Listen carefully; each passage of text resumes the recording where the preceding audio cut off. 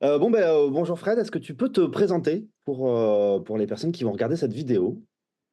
Je m'appelle Frédéric Barbouchi. Je suis euh, un artiste.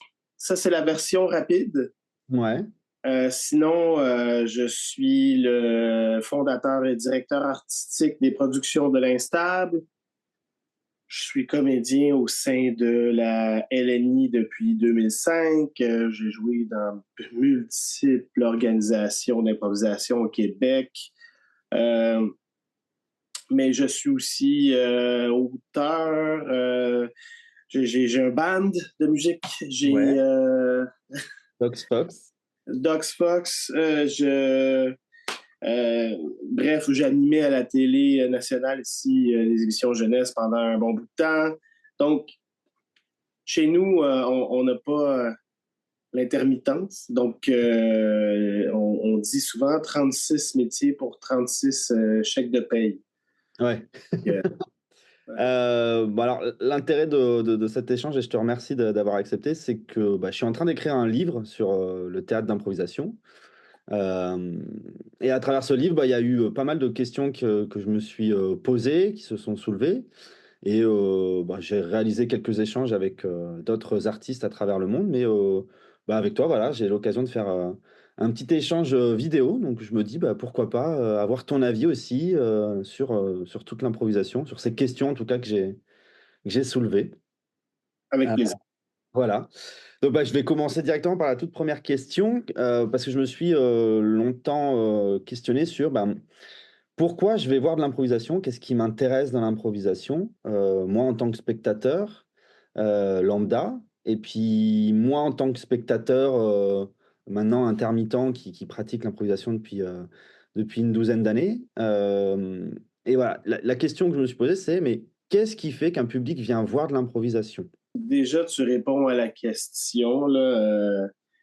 Je pense que les gens qui en ont jamais vu, ils vont pour la corde raide, un peu, de voir un peu le tour de magie, de faire comme comment ces personnes, en partant de rien, vont faire quelque chose qu'on le souhaite extraordinaire. Mais avec le temps, on, on connaît les ficelles, on voit l'arrière du décor. Donc, qu'est-ce qui nous attire à quand même aller voir de l'improvisation? Euh, je sais pas si je te l'avais envoyé, j'ai écrit un texte là-dessus Si. euh, et je pense que c'est ça, comme pour les gens qui sont habitués d'aller voir du cirque, une fois que tu sais que les gens vont pas tomber, euh, pourquoi tu continues d'y aller?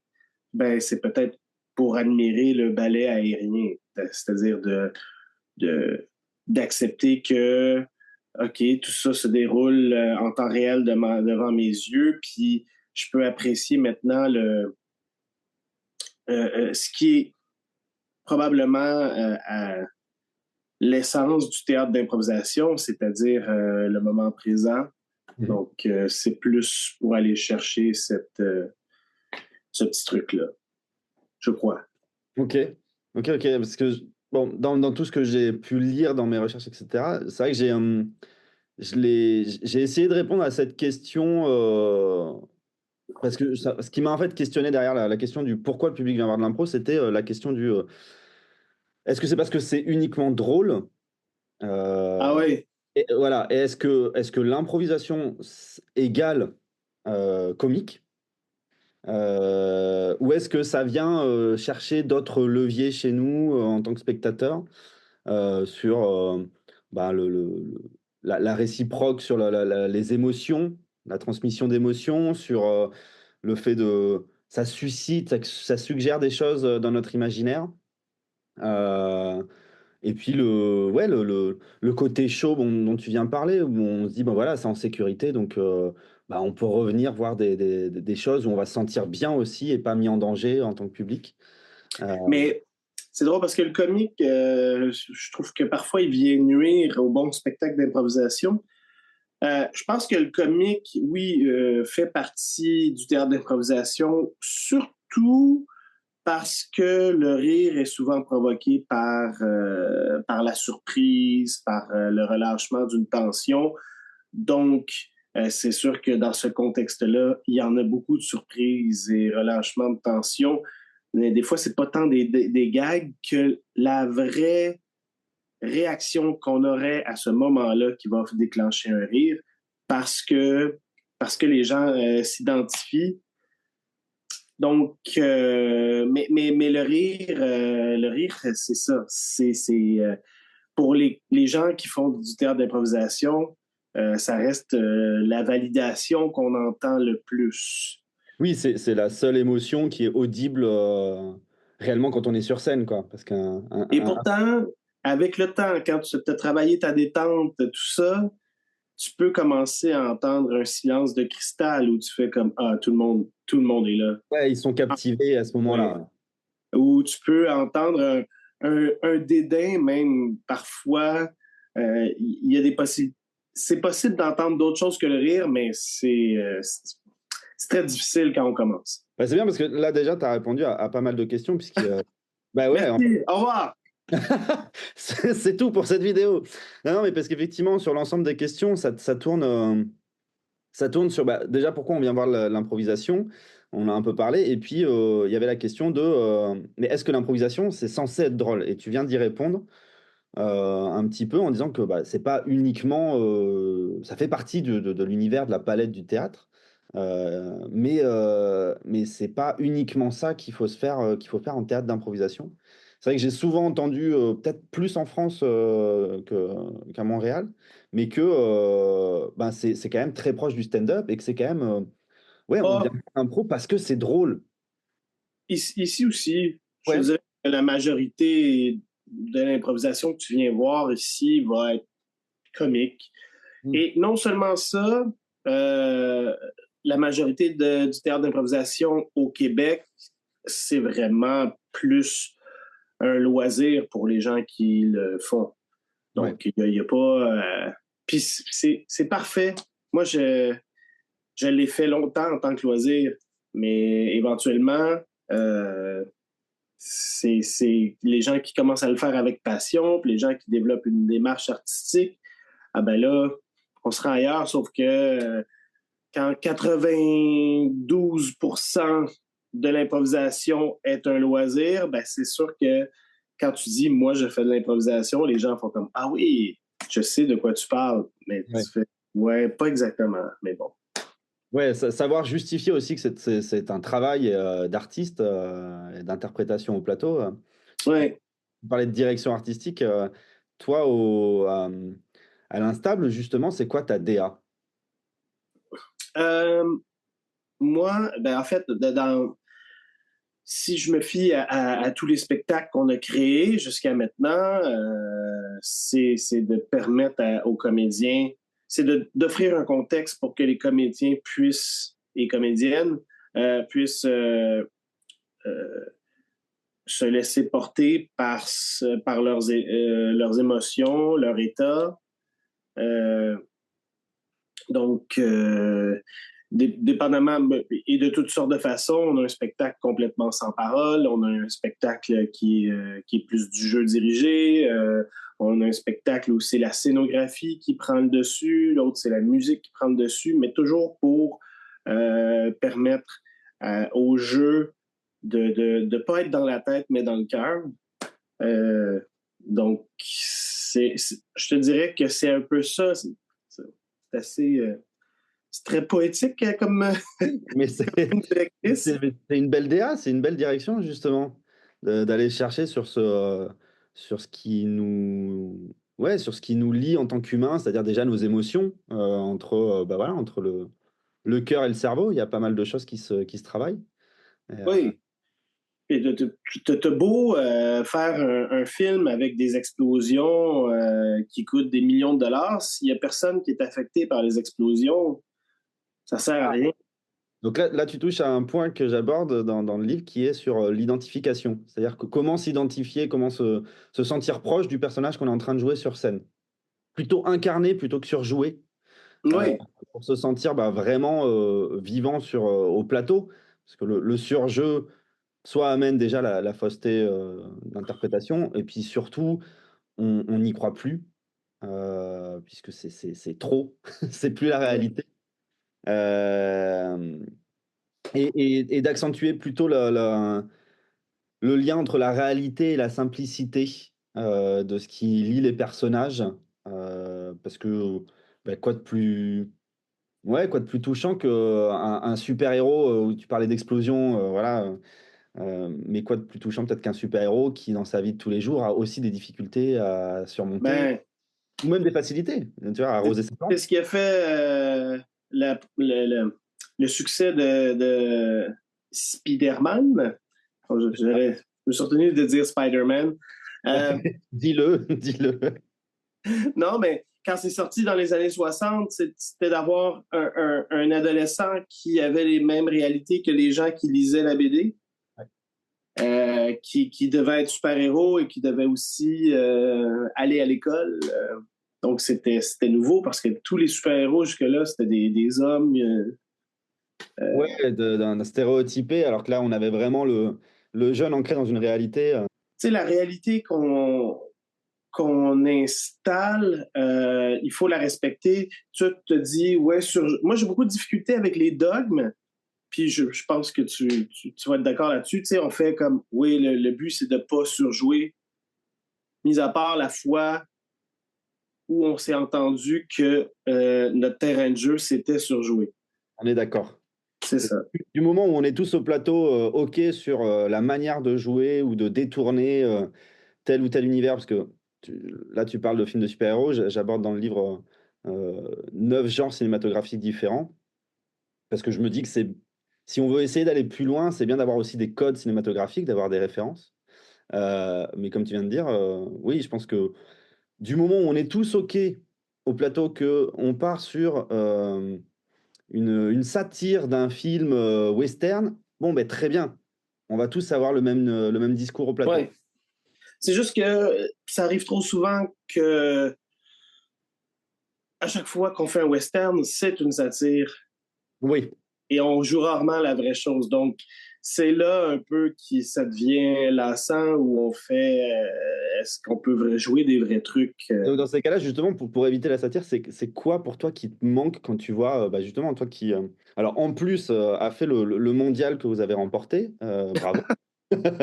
Hem Oui, je suis champion du monde. Et ouais, champion du De monde d'improvisation 6 pays. de 6 pays, et oui, champion de 6 pays, c'est déjà pas mal. Ouais. Mais bon, moi, j'y ai assisté à pratiquement à tous les matchs d'ailleurs. Il y a eu pas mal de genres cinématographiques. Qu'est-ce qui fait qu'à un moment donné, quand on est dans le milieu professionnel, un genre cinématographique peut être traité, avec, plus de subtilité que ce qu'on pourrait voir ailleurs? Sans dénigrer le ailleurs, hein, parce qu'on est tous passés par là. Mais ce côté, voilà, professionnellement, bah, qu'est-ce qui change quand on doit, faire justement à la manière d'un western pour pas tomber dans des clichés qu'on a tous déjà vus? Je pense que puis même professionnel, on s'en sort pas là. Je veux dire, on a les mêmes défis, les mêmes enjeux. Ça prend énormément de confiance, mais plutôt, moi, en fait, petite parenthèse, le centre d'entraînement que j'ai fondé, quand je vais m'entraîner, je viens entraîner ma détente. Euh, pas mes idées. Je viens entraîner mon état de jeu et qui fait que je suis prêt à accepter n'importe quel type de western qu'on va me présenter. Plutôt que, puis c'est très normal, je crois, que l'improvisateur en général, on est dans un mode de survie à Mmh. faire. Ah oui, c'est quoi des western? Oui, oui, je sais. Je vais aller voir dans mes fichiers. Je l'ai déjà fait, la western. Il y a la boule de foin qui tourne, il y a le croque-mort qui va faire ça, puis il y a le duel, puis il y a le saloon, puis il y a le piano. Mais pourquoi on n'est pas en train de faire deux cowboys qui font leur lessive sur le bord d'une rivière? Ouais, le Ben, petit le petit vieux chercheur d'or qui est en train de tamiser. C'est ça. tranquillement. Donc, c'est le père de famille qui doit retrouver son bétail, tu sais, je sais pas. Mais c'est parce qu'on est vraiment stressé qu'on fait, oui, référent commun maintenant, immédiatement. Puis on On fait va ça à pour tout. l'essentiel. Ouais.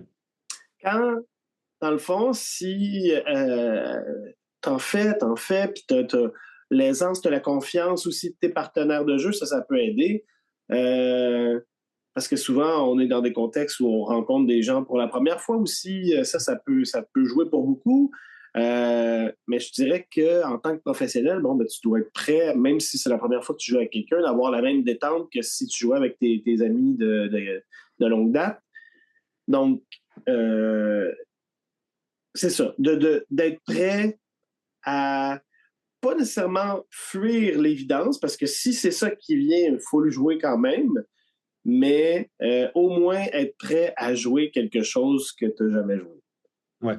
Ça confirme, là, tu as donné plein d'exemples, notamment sur le western, que j'aborde aussi, hein, effectivement, ce côté, on va vers la alors, je sais pas si le mot est le bon, hein, mais tu vois, sur le côté facilité, Mm. plutôt parce qu'on a des codes communs, et puis parce qu'on n'a pas de décor. C'est vrai que le Ouais, selon les genres, dans lesquels on va devoir, ou même les auteurs, hein, si on parle de littérature, si on ne maîtrise pas hyper de façon pointilleuse, on risque de tomber dans, bah, oui, l'exemple que tu as donné, 2 mecs qui font juste leur lessive et là, il va falloir quand même faire comprendre à tout le monde, via l'imaginaire, parce que, bah, on n'a pas de décor, on n'a pas de costume, que ça reste un western. Donc il va falloir quand même faire des références, qu'il faut maîtriser et pour ça, il faut s'exercer, quoi. mais même pas de décor, on peut tellement évoquer plein de choses avec un geste, un regard, un timbre de voix. Je veux dire, le pouvoir d'évocation est très, très fort. Puis des fois, je pense qu'on y fait pas assez confiance. Puis on met beaucoup d'informations et puis là, après ça, on s'enfarge dans toute cette information-là. Ouais, Euh, le pouvoir de suggestion, de notre corps, de notre voix, mhm, il est plus important que tout ce qu'on va dire parfois. je dirais la majorité du temps. Déjà, là, c'est une bonne partie de questions auxquelles tu as répondu. J'en ai une suivante qui, parle du conflit. Parce que ça m'intéresse beaucoup. C'est vrai qu'on a moi, quand j'ai commencé l'improvisation, c'est vrai que c'est un sujet où presque le premier exercice qu'on m'a appris, c'est: «Oui et en plus». Heu, voilà. Bon, je pense qu'on Non, va je comprends. partager des choses là-dessus. Mais voilà, le 1er exercice presque qu'on m'apprend, ça a été, oui et en plus et derrière on nous apprend que le conflit, c'est quand même quelque chose qui est pas, il faut éviter le conflit parce que c'est un retard de jeu, parce que ça amène rien. Donc j'ai quand même beaucoup plus creusé la question, que ça, bien évidemment, mais j'aurais bien aimé avoir ton avis sur, bah, pour toi, quelle serait l'importance d'un conflit ou du conflit de façon générale dans une pièce improvisée, dans un match, Il y a une époque où, tu sais, comme on nous apprend à écrire une histoire à l'école, éléments déclencheurs, et la suite, blablabla, les conclusions, tu sais, on se fait apprendre à construire une histoire. Puis moi, j'ai comme embrassé le fait que ben, le théâtre d'improvisation, c'est pas moi qui choisis comment s'écrit l'histoire. Et ça se peut que je commence à la fin puis que ça soit juste une fin pendant je sais pas combien de temps. Euh, donc, est-ce qu'un conflit, le oui d'ailleurs, le oui et je comprends pourquoi on le dit, puis c'est vrai. Je trouve que les Américains en abusent même là. Comme je l'ai déjà dit, je suis allé dans un festival aux États-Unis, puis sur la bannière, c'était écrit Yes and. En gros, euh, ils en ont fait un verbe. You are not yes ending enough. Là, tu fais OK. Et, mais parfois, le oui est mal compris. Je trouve qu'il est mal compris par la majorité des personnes. Mmh. C'est-à-dire que si quelqu'un arrive, fait Ah, j'aimerais t'arracher un bras. Tu fais oui, et prends mon autre bras. Tu fais, ton personnage a le droit de dire non, ton personnage a le droit d'être en désaccord avec de se faire arracher un bras. Moi, la meilleure façon que j'ai trouvé de le faire comprendre, je fais ça avec tout le monde. Je fais faire un dessin à deux, dessiner à deux, parce que dire oui, c'est comme pour le dessin, c'est-à-dire tu fais un trait sur la feuille, je peux pas faire semblant que c'est pas un trait. Si Ouais. tu fais un cercle, je dois accepter que c'est un cercle, mais j'en fais ce que je veux de ton cercle parce que les traits appartiennent aux deux.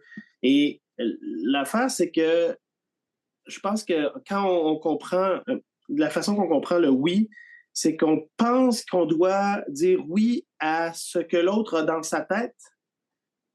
Et ça, il n'y a personne qui peut le savoir. Oui. Ce qui existe, c'est pas dans sa tête, c'est ce qu'on a compris, c'est ce qu'on a reçu.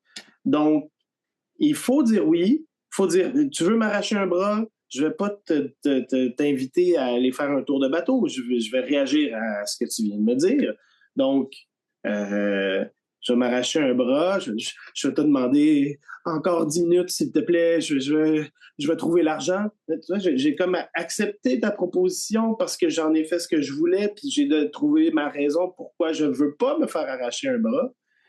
Ou peut-être que je vais dire oui parce que il est gangréné et tu vas me sauver.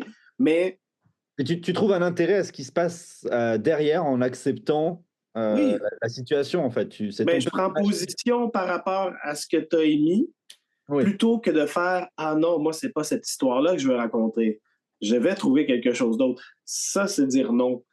Et, mais après ça, qu'il y a conflit, Bah, ça, que dans la première situation où c'est le comédien qui est en train de dire non, bon, ça peut faire appel à plein de choses qui sont très personnelles, qui justifieraient que l'artiste dise non. Ah, d'accord. ouais, Mais dans ces cas-là, on rentre dans un espèce de schéma où bah, rien n'avance dans l'histoire, en fait. Ça va juste être un échange de oui, non, oui, non, oui, non. Alors que si on y met cet accent sur finalement, on a le droit de, comme tu l'as dit, laisse-moi 10 minutes que je trouve l'argent pour te payer avant que tu m'arraches le bras. C'est une manière de mettre l'accent pour faire en sorte que ce conflit devienne peut-être la trame de l'histoire, la chose la plus importante finalement à gérer dans cette histoire, quoi. ben oui, complètement.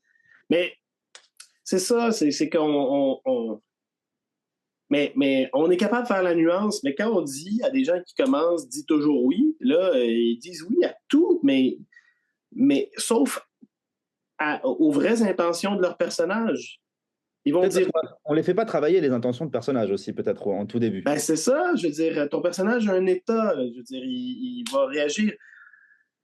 Souvent, avec les jeunes, je veux dire, si ton ami arrive le matin et qu'il est triste, euh, tu vas réagir à ça. Est-ce que tu es empathique? Tu vas faire ça va? Ou est-ce que t'en auras le bol qui soit toujours triste? Allez, arrête de faire chier, puis vois la vie du bon côté. Ou tu vas essayer d'éviter, mais tu vas quand même.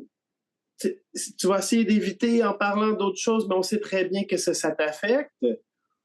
Mais rares sont les personnes qui vont dire moi, j'ai 3 chats. Je veux dire, ça n'a aucun rapport. Ça n'a pas de sens.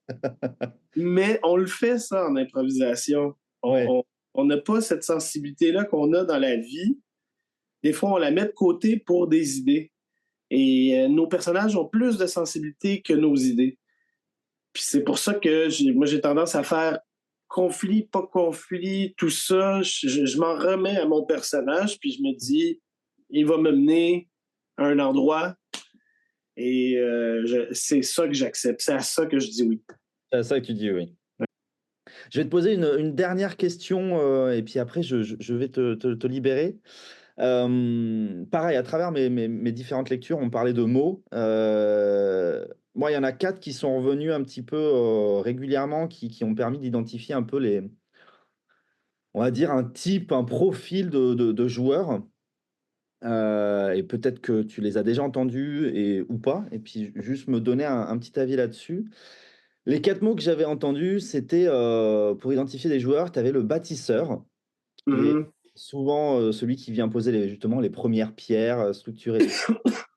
Le puncher qui vient souligner et mettre un peu comme un sniper l'évidence sur des choses qui, la plupart du temps, voire à 98% du temps, font rire le public. Le troisième mot, c'était le pilier, celui qui vient soutenir les idées du bâtisseur. Et le dernier que j'ai souvent entendu, c'était l'OVNI. C'est ce personnage qui est tellement lunaire que il va venir complètement dérouter cette histoire dans laquelle, tu vois, on parlait tout à l'heure de faire un western avec les codes, et cetera. Et d'un coup, d'un seul, on en a un qui débarque et qui fait que l'histoire part là où personne n'aurait pu l'imaginer. Mhm. Qu'est-ce que tu penses de ces 4, on va dire, stéréotypes de joueurs? Ça, ça dépend comment c'est fait. Euh, je pense que, encore une fois, moi, je distingue la tête et le cœur. C'est-à-dire que si c'est tout de façon cérébrale, je pense que ces 4 personnes-là me font chier. Non, j'exagère. Et ça Mais s'entend. ils font. Non, non, mais je pense tout le monde fait son possible dans le jeu. Là, je dirais, j'ai ça fait longtemps que je me suis calmé sur prêter des intentions aux autres pendant que je joue parce que cette personne-là a fait ce qu'elle peut. Là. Mais, tu sais, j'ai réalisé, je portais beaucoup d'importance aux bâtisseurs, même qu'on me qualifiait de constructeur plus jeune. Euh, mais je t'avoue que dernièrement, ça m'a un peu irrité de voir quelqu'un entrer dans l'histoire puis faire Oh, regardez, j'ai trouvé ce chapeau. Je me demande bien à qui il pourrait appartenir. Tu sais, de faire comme Je suis venu vous montrer ce chapeau. Et tu fais Mais non, mais Est-ce que ça on voit la main de l'auteur écrire. Je veux dire, il n'y a rien de naturel dans tout ça. Mais donc, je crois que le bâtisseur, techniquement, c'est quelqu'un qui est très, très, très en contexte. Ouais. Puis ça, je pense qu'il faut tous travailler à être le plus en contexte possible dans son univers, dans le jeu. Après ça, on a le puncher. Ouais, le puncher. Ben, tu vois, celui qui va chercher à déstabiliser à faire un punch, lui m'intéresse moins, cette personne-là m'intéresse moins, mais la personne qui va faire éclater tout le monde de rire parce qu'elle est tellement instinctive Ouais. et spontanée, ça c'est merveilleux. Puis ça aussi, on devrait euh, tendre à être aussi près Parce que c'est souvent le personnage, dans le contexte du personnage, que ça va puncher le plus. Je veux Oui, mais dire, justement, ça lui demande, pour moi, le puncher, ça lui demande une écoute d'autant plus active, puisqu'il faut qu'il soit sur un timing, sans que ce soit, justement, tu parles du cerveau et du cœur, mais tu vois, sans qu'il soit dans la tête à dire il faut que je sorte une punch, tu vois. ouais. Justement, il est tellement connecté à ce qu'il vit que c'est un timing qui est hyper précis sur un puncher pour avoir le bon Mais moment. et ce timing-là peut juste se faire par instinct. Si, par exemple, je demande à une comédienne, OK, c'est une grand-mère, puis je lui demande de raconter une blague. Ben, certaines personnes vont se concentrer sur, OK, quelle blague elle pourrait raconter. Tandis que quelqu'un qui va puncher plus fort risque de faire comment se sent la grand-mère avant de raconter la blague? Est-ce qu'elle est complètement, tu sais, parce que, je sais pas, raconter une blague salace, là, Ouais, pour une vieille dame, c'est quelque chose plus calé, d'hyper ouais. gênant ou, euh, donc, ça risque d'être ça, plus les punchs que la blague en tant que telle. Ouais, le puncher travaille sur comment amener la précision. C'est-à-dire, tu vois, Oui, avant, pour que sa punch soit vraiment punchy et qu'elle tombe pas, quoi. Puis souvent, les punchers peuvent être très, très, très sensibles aussi du côté dramatique. Mm. Des fois, on les voit moins aller là, mais ça peut être étonnant à quel point ils peuvent aller loin dans l'autre sens. Ouais. Les piliers. Le pilier, c'était là où, enfin, les personnes qui vont venir soutenir, tu vois, tous ces personnages de soutien on parlait de western. Bon, on va avoir peut-être, si on va dans le cliché, le cow-boy qui va être le rôle principal. Et d'un coup, ben, pour venir aider ce personnage, on va avoir le barman derrière qui est là dans son saloon pour peut-être apporter des informations sur l'histoire, venir aider le bâtisseur. Ben, à ce compte-là, je pense que tout le monde devrait être pilier. Je veux dire, c'est un rôle qui doit se partager. Je veux dire, le don de soi. Je serai pas toujours au centre des histoires. Puis jusqu'à temps que c'est ça qui se passe, c'est qu'on ne sait pas où ça s'en va. Elles sont pas écrites. Puis si ça arrive que la personne qui fait le barman, ben finalement, l'histoire prend un tournant et c'est son histoire. Sauf que là, il y a des gens qui vont se battre pour la ramener, mais non, ça se peut Absolument, ben non, aussi. finalement. Donc, mais tu sais, moi, il y a un sac qu'on fait qui s'appelle Masse, Mhm. où on joue à 25 personnes et plus pendant 1 heure et quart sur scène. Notre record, c'est 73. Là, tu t'as fait ça où? 73, c'était avec l'improvincial, donc c'était que des adolescents. C'était tout un défi de faire des événements avec des adolescents qui ont tendance à vouloir se démarquer. Ouais. Quand dans le fond, le but du spectacle, c'est si tu veux te démarquer, tu peux seulement que le faire en étant le meilleur grain de sable que tu peux être sur une plage. Donc, en faisant partie de la plage, parce que si tout le monde joue des trucs différents, mais il y en a pas de plage. Donc, euh, il faut réussir à pouvoir euh, se, se fondre pour le besoin de la cause Mhm.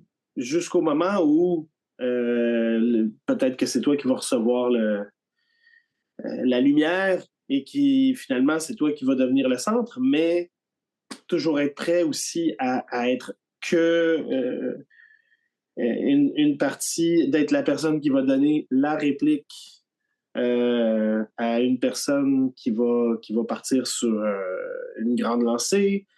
Oui, Euh, c'est un travail collectif, en fait. ouais, Tu parles sur l'improvisation. Il y a un adage qui dit seul, on va plus vite, mais ensemble, on va plus loin. ouais.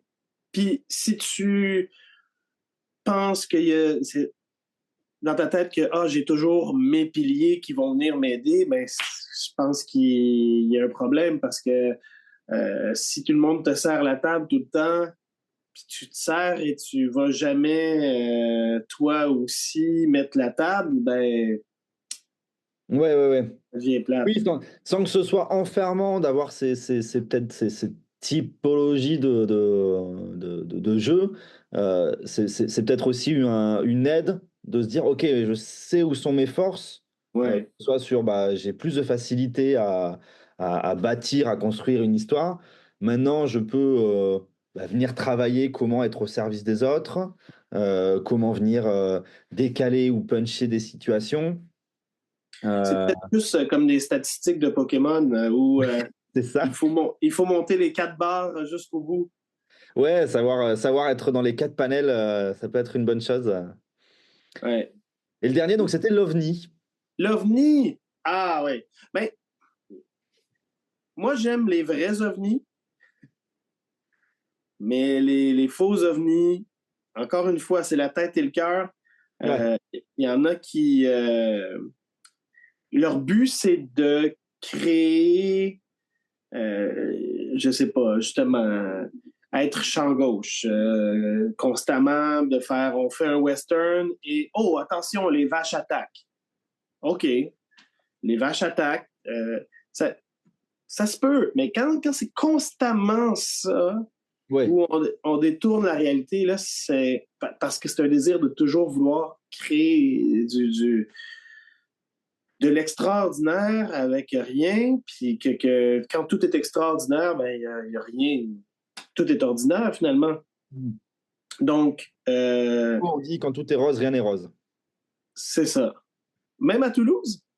Ah bah d'autant plus à Toulouse, hein, la ville rose, forcément.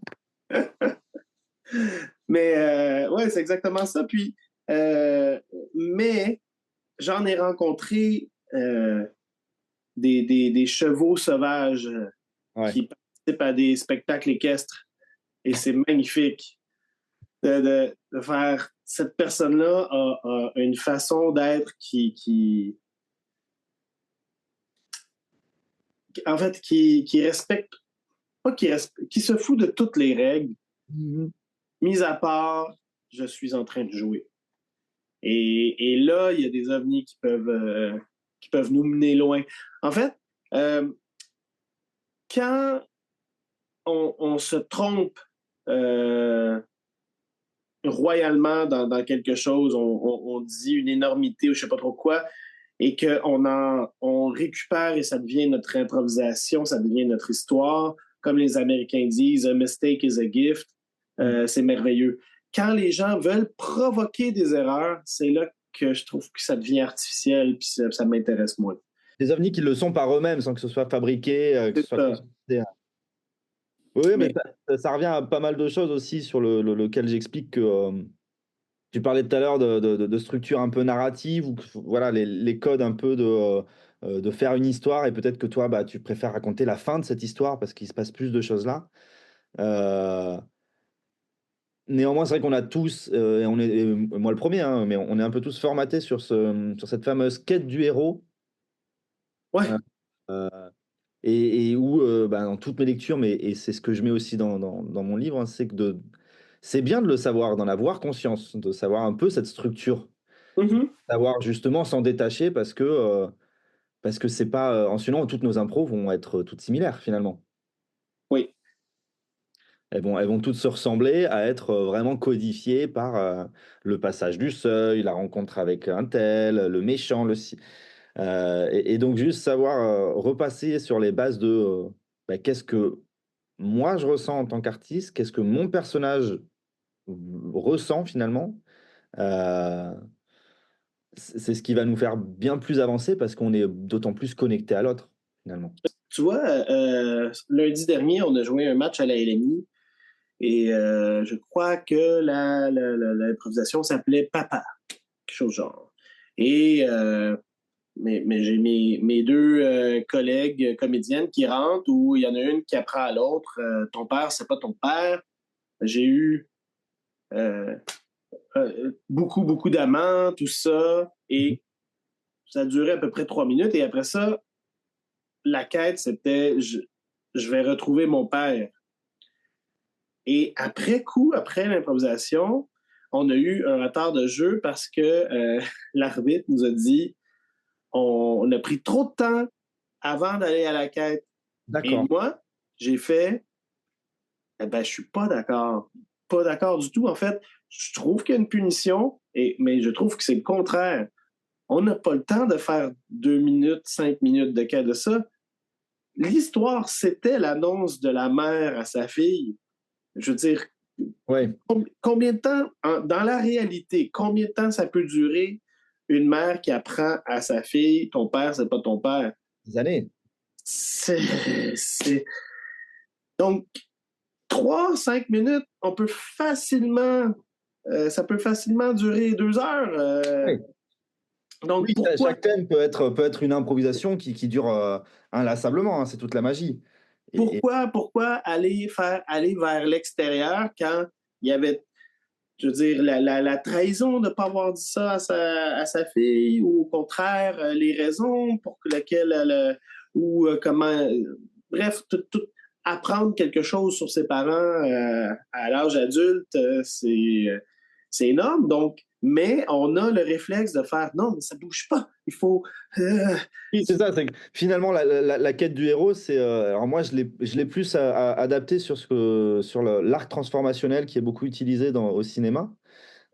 Sur, ben, en Oui, fait, l'idée, c'est pas tant d'avoir une quête avec, je sais pas, des fléchettes empoisonnées, une course à travers, les montagnes en jeep et tout. ouais, ouais, C'est plus comment notre héros arrive à se transformer du point A au point B, complètement. en passant par peut-être plein de petites étapes. Mais justement, là, dans l'exemple que tu donnes sur Papa, c'est comment cette gamine, va vivre ce chamboulement dans sa vie peut-être, qui est plus intéressant que la quête de rechercher son père derrière. Il y a la transformation du personnage et la transformation de la relation des deux personnages. Je sais pas où j'avais entendu ça. C'est un Américain aussi qui disait, tu sais, tu vas voir un spectacle d'improvisation, il y a deux personnes qui ont une crevaison sur l'autoroute. Personne sort du spectacle en se disant c'était incroyable, mais ça aurait été encore mieux s'ils avaient réussi à réparer ce pneu. Ouais, Parce qu'on s'en fout du pneu. clairement. Dans le fond, cette situation-là, est-ce que ça les rassemble ou ça les sépare? Et où est-ce que ça va les projeter? Donc, on parle beaucoup d'écriture en improvisation, mais moi, je suis rendu à croire que l'écriture se fait par les réactions, par les états et aucunement par l'idée. Puis quand je viens travailler, quand je viens m'entraîner, j'ai dit je travaille la détente parce que mon but ultime, puis ça m'arrive des fois, c'est d'entrer dans une improvisation, puis c'est comme si je marchais dans un champ de fruits où je cueillais les choses qui étaient déjà là. Ouais. Donc, et je ne suis plus en train de chercher, je suis en train de trouver. C'est une nuance très, très, très mince, mais Qui est intéressante. Ouais, je suis plus en train ouais, de chercher, je suis en train de trouver. ouais, Bah oui, mais c'est Peter Brook qui en parle dans son livre, L'espace vide, où justement il explique bien que déjà un plateau vide raconte déjà beaucoup de ouais. choses. Il y a déjà beaucoup de choses à trouver là-dedans, plutôt que de chercher la bonne idée, la bonne trouvaille. Puis des fois, dès la première seconde, je vois toute l'histoire et dès la deuxième réplique, tout a changé. Bah oui. Mais mon état, non. C'est ça qui est important. J'ai quand même émis des trucs, donc je dois quand même poursuivre dans ma lignée, mais ça se peut que le plancher devant moi change et ça va faire comme un GPS, là, recalcul en cours, et puis je continue. Il y a pas ce besoin d'urgence permanente, au plateau. C'est savoir se connecter à l'autre, savoir écouter ce qui se dit bah, pour éviter de tomber dans ce côté soit trop cliché, soit trop, ovniesque, je veux bien être surpris, j'ai envie d'être surpris, c'est aussi pour ça qu'on fait de l'impro, mais je Mhm. veux qu'on raconte quelque chose et pas, constamment venir rajouter une pierre qui n'a pas du tout de sens avec ce qui se joue, quoi. Puis tout ça va arriver. Tout ça va arriver. Si on fait confiance, ça va Ouais. arriver. Pour l'instant, tu as répondu bah, à toutes mes questions. Je crois que j'en ai pas d'autres. Donc je te remercie, Fred, pour tout ça, pour toute Mais cette. merci à toi. Je trouve ça super intéressant de faire cet exercice-là, même si aujourd'hui j'en suis à vouloir désintellectualiser mon jeu. Euh, je trouve ça le fun de pouvoir en parler, mais je continue quand même à travailler, euh, que dès que je suis en position de jouer, tout ça, ça, ça disparaît. Oui, oui, mais c'est peut-être aussi parce que c'est quelque chose que tu as longtemps travaillé aussi en tant Il y a qu'artiste. ça. Voilà, et que maintenant c'est instinctif, c'est-à-dire que tu conscientises même pas que quand tu rentres, et parce que je m'en rends compte sur certaines choses, mais au départ, quand on commence l'improvisation, on est un peu tout timoré, timide, tu vois, rentrer sur scène, et on sait peut-être pas s'exprimer correctement, on a du mal à écouter l'autre. Et puis, 4, 5, 10 ans après, eh ben, on est, peut-être déjà on se rend même plus compte que avoir posé le pied dans la patinoire ou au plateau, on est déjà dans la peau de quelqu'un en train de jouer quelque chose, et donc peut-être que là, c'est ton expérience aussi qui parle, Mais je suis passé quand même par un 10-15 ans moi, je suis le pilier, le puncher, le Tu faisais- bâtisseur, l'ovni, puissance 10, regardez-moi briller. Vous allez voir, tu sais, je veux Ouais, dire, d'être tu veux jouer, viens jouer. Mais sinon, je suis, tu sais, je brille plus que tous les étoiles dans le firmament parce que tu as besoin tellement d'une confiance que tu essaies de te convaincre qu'il n'y a rien qui est capable de survivre à ton ouais. impact. Et pourtant, la confiance, c'est pas ça. La confiance, c'est plus, je suis confiant que même en jouant avec mon petit doigt, il va se passer quelque chose. Ouais. Et, mais c'est ça, c'est des passages. Ouais, c'est des steps qu'on vit tous à plusieurs étapes de notre vie d'artiste qui Ouais. soit nous font monter très haut et puis la chute bah, peut être douce comme elle peut être assez brutale. Mais Euh, tant qu'on va se concentrer sur nos partenaires de jeu, ben, tant qu'on on va faire, pas être, pas être poli, mais être bienveillant avec nos partenaires de jeu, ça devrait bien aller. ouais, c'est une question de jouer à plusieurs et pas de jouer tout seul. Ouais. Mais merci en tout cas pour toutes tes réponses qui vont alimenter ce livre. Et puis merci d'avoir répondu pour les personnes qui découvrent aussi cette vidéo et qui vont pouvoir ben, partir sur d'autres réflexions aussi sur ce que tu as pu apporter comme approche. Voilà. Merci, merci à toi. J'ai hâte de lire ça, puis j'ai hâte d'échanger à nouveau. Puis sachez qu'ici c'est le matin, puis là-bas c'est l'après-midi. Et oui. Donc, bon après-midi à toi, Fred. Bonne Euh, soirée. et puis bonne soirée à nous, c'est ça. À bientôt, Fred. Salut.